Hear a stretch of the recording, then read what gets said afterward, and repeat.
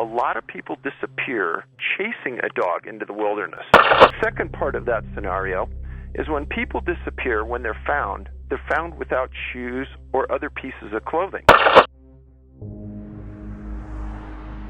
Every year, hundreds of people go missing in the wilds of North America. David Paulides, investigative journalist and ex-detective, has spent years investigating the circumstances under which these people go missing. These people, however, don't go missing under the circumstances you might expect. Often, they go missing without a trace, right under the noses of their friends and family. Sniffer dogs are unable to pick up a scent and are often found whimpering and walking around in circles. Park rangers and other authorities involved are reluctant to speak up, almost as if they are aware something bizarre is happening but don't want to cause a panic. Strange weather patterns sometimes erupt right after someone goes missing, almost as if nature itself doesn't want the missing to be found. The victims that are found dead are often in a place that has been searched thoroughly by the search and rescue teams. Other times, they're found in places of extreme elevation without an explanation as to how they got there. Experienced hunters that understand the woods and their surroundings better than most go missing, right under the nose of their companions. And, if that's not strange enough, items of clothing are often missing, or found inside out, and the shoes also go missing. To make matters even more strange, the feet or socks of the victim are clean, leaving experts and authorities baffled. For those that are found, they often have very strange tales to tell. Children who are found detail that they were fed berries by Mr. Wolf, while others have no memory of even being missing. Paulides has noted in the past that the abducted are often first or last in line when hiking through remote areas, almost as if they are snatched, but no screams are ever heard. Now, let's review some of the cases that highlight the missing shoes problem. In an interview with Where Did the Road Go?, Paulides noted the following case. 5-year-old Jerry Hayes went missing on November 10th, 1938 in Rucker Canyon, which is located in the Chiricahua Mountains in Arizona at an elevation of between 6,000 and 7,500 feet. Jerry was considered to be very frail as he suffered from rheumatism, which is a disease marked by inflammation and pain in the joints and muscles. He couldn't walk far on his own and required help once his condition flared up. It's noted that this condition can come into effect rapidly and can be very intensive, causing the joints to stiffen and lock up. Jerry was with his family and some friends on a hunting camping trip. During this particular visit, the family and their friends lost track of Jerry as they were walking through the dense forestry. As far as I'm aware, Jerry was with the family the whole time, but was walking at the back of the line and he simply vanished. There were no screams, no cries for help, no thuds to indicate a fall, and nothing to indicate anything had even happened to the boy. The family, beginning to panic, started searching frantically for Jerry. They searched their immediate area and the area they had just come from, as they had seen him not long before the disappearance. They found nothing and called the county sheriff, who took this very seriously and organised a search effort. The search and rescue teams came in force. Within 10 days of the disappearance, there were over 1,000 people searching for Jerry. Early on in the search, however, the sheriff and everyone a part of the search effort was left feeling very confused. Jerry had gone missing in a box canyon, meaning that this particular canyon was surrounded on all sides by high mountains. There was absolutely no way a 5-year-old boy could have climbed up a mountain on his own, especially not with his rheumatism. The only way in and out was the way the family first came in, which had been searched thoroughly multiple times. This baffled the sheriff and led him to believe that the boy must still be within the canyon. Now, it was noted by the family that the boy never wandered far from them, and given his condition, doesn't seem likely that he did. They also noted that he was normally always by their side. The intensive search lasted for over a week and found nothing, not a single trace of the boy, which is beyond strange. Paulides noted that these search and rescue teams are very professional and meticulous about their searches, and also found it bizarre that they didn't find anything. Now, after finding absolutely no sign of Jerry, the military were called in to thoroughly comb the area. They, along with the sheriff and the search and rescue teams, had covered over 150,000 acres of land, and still there was no sign of him. Interestingly, the sheriff came out publicly and made the statement that he had absolutely no idea what could have happened to Jerry. He was confused as to how this could even happen. You would at least expect to find something after a search as large as this. Now, this is where things get really bizarre. 9 days later, on November the 19th, 1938, a group of searchers accidentally strayed from their normal grid search pattern and noticed that there were some faint tracks going uphill on one of the mountains. The tracks were small and left the searchers confused as to what they were. They followed the tracks 1,000 feet up a steep hillside, 4.5 miles now from the location of the disappearance. There, they found Jerry's body lying face down on the ground with no shoes or socks on. His coat was gone and the searchers had absolutely no explanation as to what happened. No one did. Paulides has said that it's important to note that the temperature was hovering around freezing at the time, and the coroner went on to note that the boy had died of exposure. Some questions still remain, however. Why on earth would a lost small boy remove his shoes and socks in this sort of terrain? Why was his jacket never found? Jerry was 1,000 feet up a hillside. With his condition, how in the world could he have gotten up there? This whole incident doesn't make sense. Paulides went on to pose the question, could Jerry have been enticed up there by something? Was something forcing him up the hill? To this day, Jerry's disappearance and death remain a mystery. It's difficult to understand just what happened here. Now, let's review another dark disappearance. The following incident was paraphrased from strangeoutdoors.com. I recommend having a look at the sources in the description. 19-year-old Chuck Mccullough was an avid, not to mention experienced photographer and hiker. In 1974, Chuck made the decision to leave his home state of Virginia, and in doing so left his camper van at home. He did this as he wanted to go on an extended photography and hiking trip. It's thought that Chuck really loved his hiking as it gave him the chance to take in the beautiful scenery. Chuck was enjoying his trip and had managed to take many beautiful photos. However, things would take a dark turn in late January 1975. At this point, Chuck was in Eugene, Oregon, and had been staying there for a few weeks with one of his friends. He left by himself and planned on going for a short hitchhiking trip to Crater Lake National Park, as he wanted to take some winter photos with the idea of returning to his friend's house just 2 days later. Now, Chuck did make it to the Diamonds Lake area, which is nearby the national park, as a number of people reported seeing him there. It was theorized that Chuck must have planned on hiking to Crater Lake along the North Road. Unfortunately, this was terrible timing, as the previous 2 weeks saw heavy snowfall, which dropped over 5 feet of snow. Cross-country skiers at the time reported that this snow was very soft and powdery, and that even they, with all their equipment, were sinking up to their waists. This, by all accounts, was a very bad time to choose to hike, and that notion would prove to be true. Chuck was never seen again, and it was thought that he must have gone missing during this hike.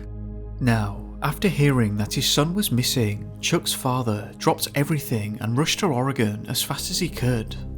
An intensive air and ground search was underway. His father, alongside search and rescue teams, searched tirelessly for Chuck, but found absolutely nothing.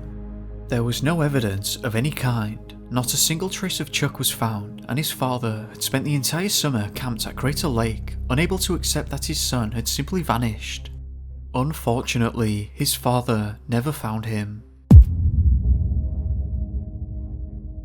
Towards the end of 1976, on October the 13th, 2 Texan hikers had gotten lost after taking a wrong turn during their travels. They ended up in a remote canyon along a trail that didn't see much use in the Sphagnum Bog area of the national park. As the 2 hikers tried to get their bearings, they began exploring their immediate area when one of them noticed an old dirty, ripped backpack lying on the floor. Knowing something was wrong, they called the park rangers, and on the following day, Rangers Larry Smith and Marion Jack mounted their horses and came to search the area where the backpack had been discovered. At 1:30 p.m, the radio call came in that would confirm skeleton remains had been found, and these remains would be confirmed as Chuck Mccullough. Strangely, the bones were scattered over and down a steep bank of the Bybee Creek drainage. This was around 12 miles from the trailhead.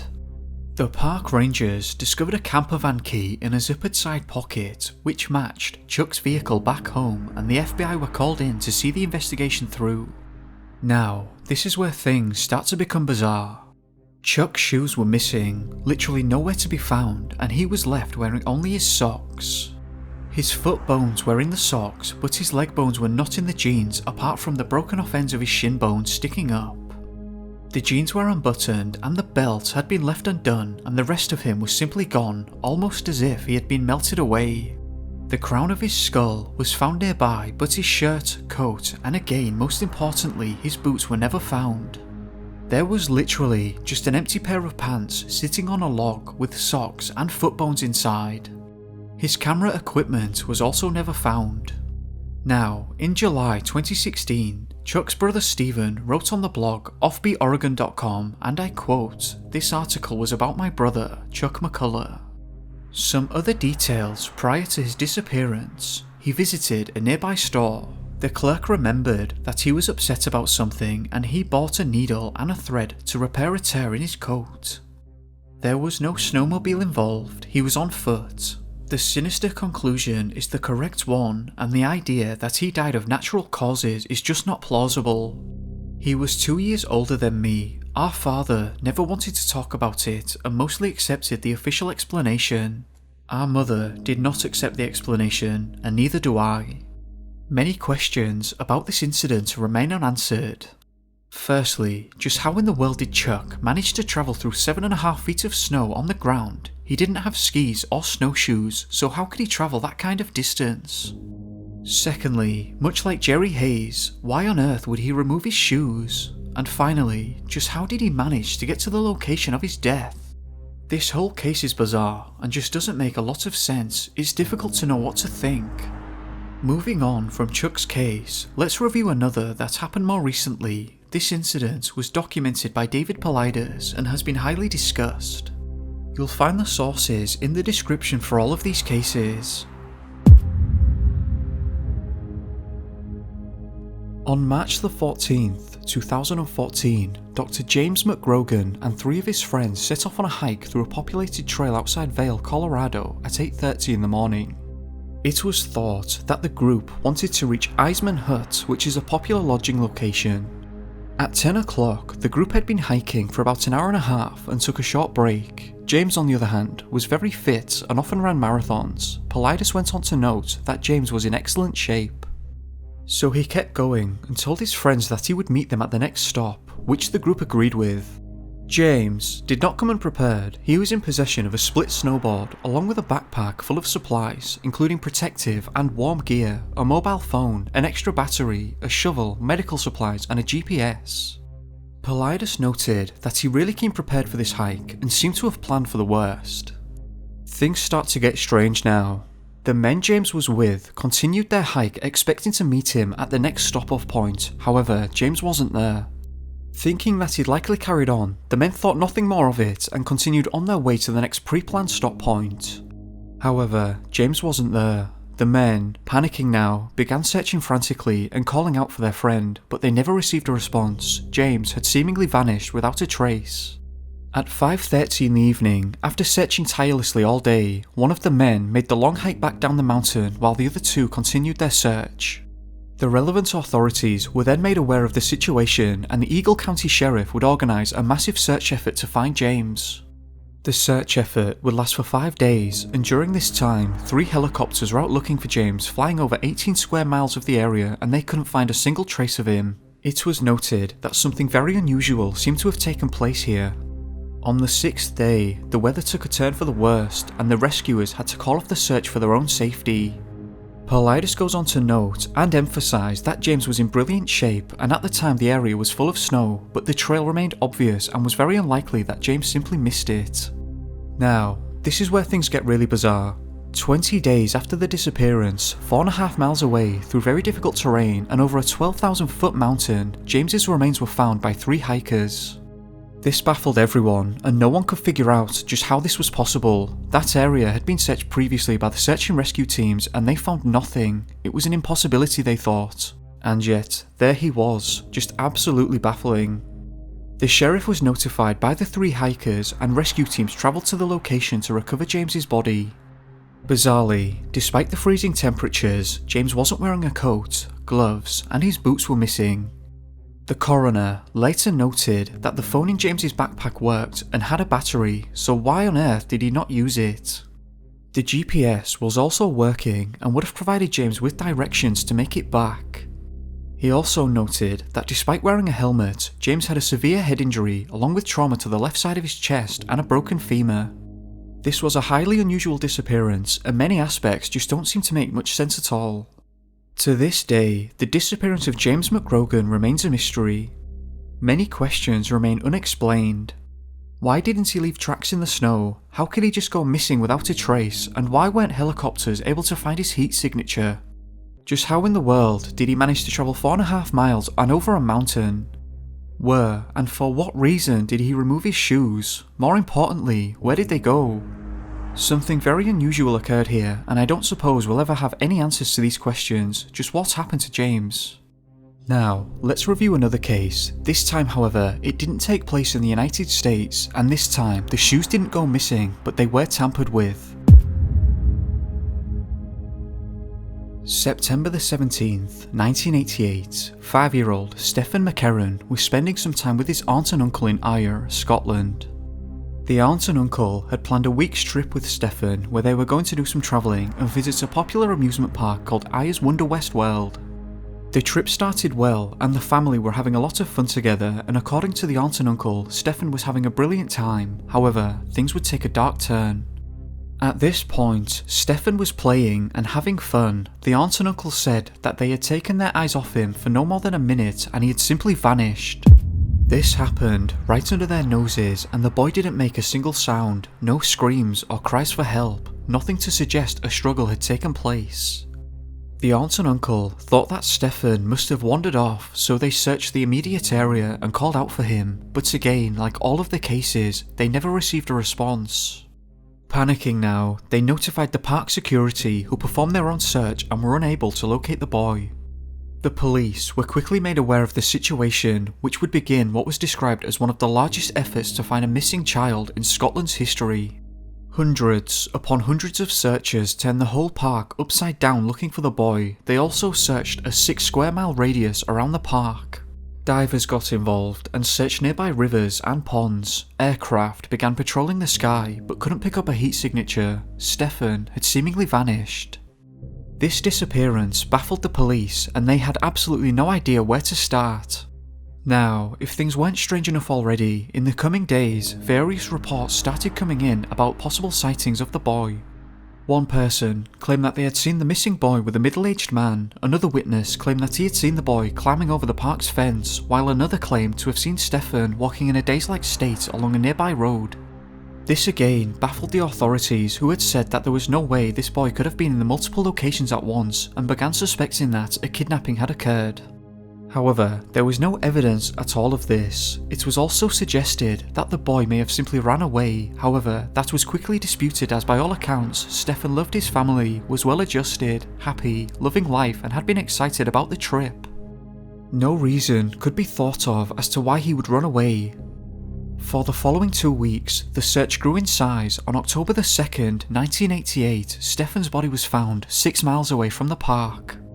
The coroner noted that the boy was not injured, there was no signs of violence or foul play, and had no idea why the boy had died, so deemed it as a result of exposure. Now, let's get bizarre. Stefan's body was found in a ditch right in the middle of very rough terrain. Marshes, hills, forests, and gullies would all have to have been passed to reach the location. It was noted that it would have been difficult for an adult to make this trip, never mind a young boy. To make matters even more strange, Stefan's socks were placed in his backpack while his shoes were still on, meaning that Stefan had taken off his shoes, followed by the socks, and then put his shoes back on. Authorities determined that no foul play had occurred and that the boy must have ventured out there all by himself, which the family deemed impossible and outright ridiculous. This incident remains a mystery. Again, how on earth did he reach that location? Why were his socks in his backpack? How did he vanish so quickly? These questions have never been answered and likely never will be. Now, the shoes are not important to the next case we're about to review, but I've added it to further highlight the strangeness and complexity of this phenomenon. I can't even begin to explain this one, you tell me. 4-year-old Alfred Bale was on a fishing and camping trip with his family at Colorado's Rocky Mountain National Park. During this particular day, the family went on a hike along a river and Alfred was at the back of the line when he just simply vanished. Paulides has noted in the past that being either first or last sees the most disappearances. Again, like the rest of the cases, there was no shouting or any sign of distress at all. In all of these incidents, the person involved literally just seems to vanish into thin air without an explanation. The family noted that he had been right there with them one moment and then had vanished the next without leaving a single trace. Obviously, despite the parents claiming that the boy hadn't gone near any body of water, the authorities deemed that the boy must have drowned. The rivers were blocked so that a thorough search of the area could be conducted. A 6-mile search of the river for over 5 days didn't provide any sign of the boy. Confused now, the authorities brought in sniffer dogs which followed the scent for some time before reaching a fork where they stopped and laid down on the floor. This very scenario happens in so many of the missing 411 cases, and obviously once again the search team noted that this was odd behaviour for their trained canines and couldn't come up with an explanation. Here's where things get strange. The authorities received a report from a couple of hikers in the area during the early stages of the search, of which these hikers were not aware that anyone was missing. The hikers had been at the location of Old Fall River Road, which was approximately 6 miles away over difficult terrain and around 3,000 feet above where the boy had gone missing. They went on to say that there was a young boy perched on a high ridge in the area which was ominously called the Devil's Nest, which was near the top of Mount Chaplin. They noted that the boy was alone before suddenly being pulled out of sight. They had absolutely no idea how a young boy could get up there alone. Authorities quickly scrambled to the location but found no sign of the boy. Because of the difficult terrain and elevation, it was noted that there was no way the boy could have reached that location by himself and would have needed specialised equipment and experience. Obvious questions remain unanswered here. Just how in the world did Alfred get up there? How did he just vanish without a sound? What was he pulled out of sight by? And why couldn't the canines pick up his scent? I find these incidents so frustrating because these people just go missing under seemingly impossible situations and no closure is ever provided for the families. I think an important lesson to take away here is to be aware of your surroundings and be extremely vigilant around children at all times, especially when out in the wilderness. I can't even begin to imagine the effects this must have on families. What do you think about these cases? Let me know. And once again, I'd just like to thank all of you for your support. I feel like a broken record at this point, but thank you very much for all of the kind comments. The last couple of weeks have been very busy, so I've had a harder time responding to them, but I can assure you that I've read most of them. And I'd just like to thank everyone for keeping the debates in the comments civil, for the most part anyway. I'm also thinking about doing a face reveal soon, so you'll have to let me know if you want me to do that. Also, a massive thank you to my patrons who have enabled me to start making these videos in 4K and literally made this video possible with all of the high quality footage that I've been able to include. I couldn't have made this one without the support, and for that I'm very grateful for the generosity. It's just mind blowing that people want to support the channel. If you'd like to take a look at my Patreon, you can find the link in the description. As always, thank you very much for watching. I hope that you enjoyed this video, and if you did, remember to like and subscribe if you haven't already, it helps me a lot. I hope that you have a great day or evening depending on where you are. And be safe guys, and I'll catch you soon. Peace.